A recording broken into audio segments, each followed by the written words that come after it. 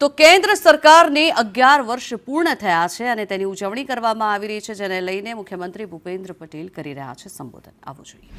ભૂગર્ભ જળ ઊંચા લાવવા માટે કેન્દ્રે અભિયાનમાં પણ ગુજરાતે મહત્વપૂર્ણ યોગદાન આપ્યું છે. 2600 થી વધુ અમૃત સરોવરનું નિર્માણ તેમજ 1,18,000 થી વધુ જળ સંચયના કામો પૂર્ણ કર્યા છે. આદરણીય મોદી સાહેબે ખેડૂત અને ખેતીને વધુ સશક્ત કરવા આપેલા અનેકવિધ કૃષિ આવકના સ્ત્રોતો અને આયોજનોનો લાભ રાજ્યના કિસાનોને મળતો થયો છે.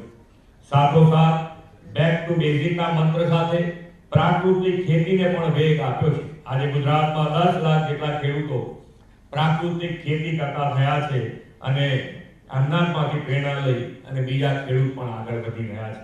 વડાપ્રધાનશ્રી આપેલા સહકારથી સમૃદ્ધિના સ્ત્રોતને સાકાર કરવામાં પણ ગુજરાત અગ્રેસર છે.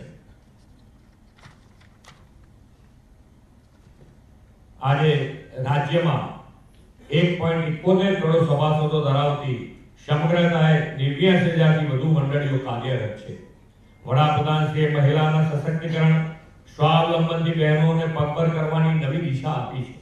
લખપતિ દીદી જેવી પહેલના પરિણામે બહેનો આજે 1 લાખ તેથી વધુની આવક કૃષિ, પશુપાલન, લઘુ ઉદ્યોગ અને ગૃહ ઉદ્યોગમાંથી મેળવતી થઈ છે. શ્રી મોદી સાહેબના મહિલા કલ્યાણ અભિગમના કારણે ગુજરાતમાં 4.5 લાખ બહેનો લખપતિ દીદી બની છે. વડાપ્રધાન શ્રી નરેન્દ્રભાઈ મોદીના પ્રવાસન અને પ્રોત્સાહનના વિઝનના પરિણામે રાજ્યમાં પ્રવાસન અને સંસ્કૃતિ જોડવામાં સફળ આયામો હાથ ધરાયા છે. કચ્છનું રણોત્સવ માધ્યમથી પ્રવાસનું તોરણ બન્યું છે. આપણે સ્ટેચ્યુ ઓફ યુનિટી, માધવપુરનો મેળો, મોન્સૂન ફેસ્ટિવલ સાપુતારા અને અંબાજીમાં પરિક્રમા મહોત્સવ જેવા આયોજન પ્રવાસન સાથે જોડીને દેશ વિદેશના પ્રવાસીઓમાં પ્રવાસન માટે આકર્ષણ ઊભું કર્યું છે અને કરીને એક ભારત શ્રેષ્ઠ ભારત સાકાર સાથે સાથે થઈ રહ્યું છે. 11 વર્ષનો મોદી સાહેબનો સફળ સુશાસન કાળ દેશના વિકાસનો સુવર્ણ કાળ બન્યો છે. ગરીબી ઘટી અને 25 કરોડ લોકો ગરીબીમાંથી બહાર આવ્યા છે. વિકાસના નીત નવા આયામો જોડાયા છે અને દેશ નવી સિદ્ધિઓ હાંસલ કરે છે. મોદી સાહેબના નેતૃત્વમાં વિકસિત ભારત 2047માં પણ ગુજરાતને હજુ વધુ વિકાસ કામોની નવી દિશા સતત મળતી રહેશે એવો સૌને વિશ્વાસ છે. આભાર.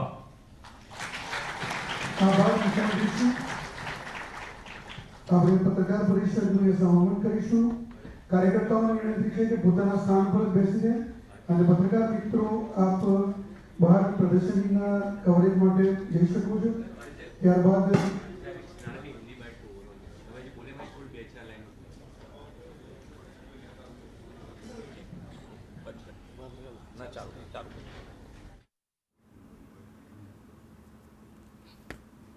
प्रधानमंत्री नरेंद्र मोदी साहब के 11 साल के शासन को कल पूर्ण हुए। 11 साल के शासन में उन्होंने प्रजालक्षी, विकासलक्षी, देश को सुरक्षित बनाने लक्षी विविध प्रकार के कामों का जो काम हाथ में लिए उसके परिणाम भी दिखने लगे।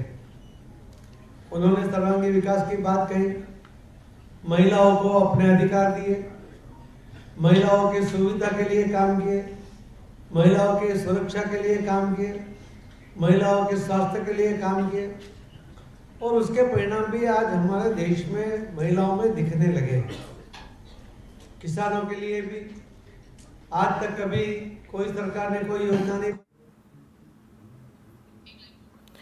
તો કેન્દ્ર સરકારને 11 વર્ષ પૂર્ણ થયા છે, તેને લઈને ઉજવણી કરવામાં આવી રહી છે. ઉજવણીના ભાગરૂપે 11 વર્ષ દરમિયાન જે કાર્યો કરવામાં આવ્યા છે તેના વિશે વાત કરવામાં આવી.